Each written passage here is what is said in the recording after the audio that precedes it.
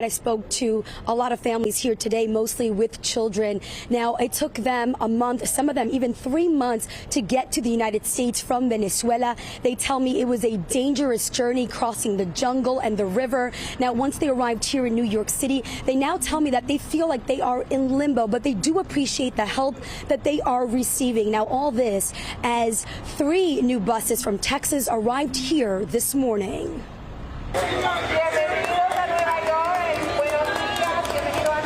3 other buses of asylum seekers arrived in New York City early Wednesday morning. Close to 100 people, including children, were on that bus sent here by the governor of Texas, Greg Abbott, who has been busing migrants to Washington, D.C. and now New York City for weeks. There are children amongst them. There are families. They need to be treated humanely. Outside the homeless intake center in the Bronx, we found Karina Bravo. She and 11 family members, including her children and grandchildren, left Venezuela on May 25th, and it took them 2 months to get to Texas. They crossed the dangerous jungle in Panama in order to get there.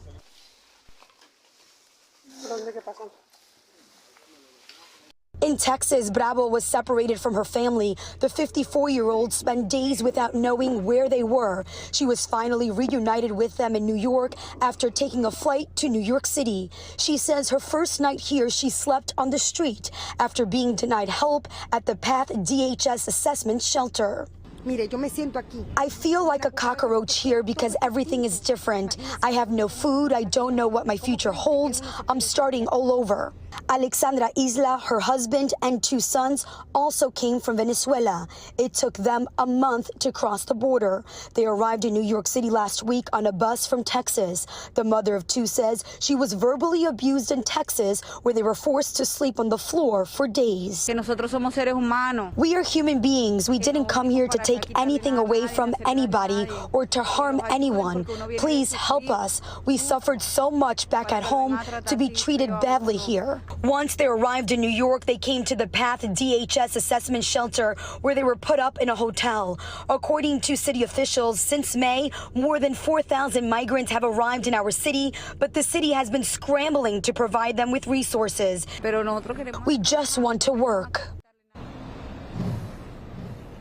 New York City is a right to shelter city, which means legally they need to provide housing to those in need. Now, the Legal Aid Society is investigating reports that some of the migrants spent the night here at the intake center, and that is illegal. They need to be provided with housing. Now, as for Karina Bravo, who you heard in my story, she spent the first night on the street, but she tells me now that she is with her daughter at a shelter. However, she did say to me that one of her family members still has nowhere to sleep.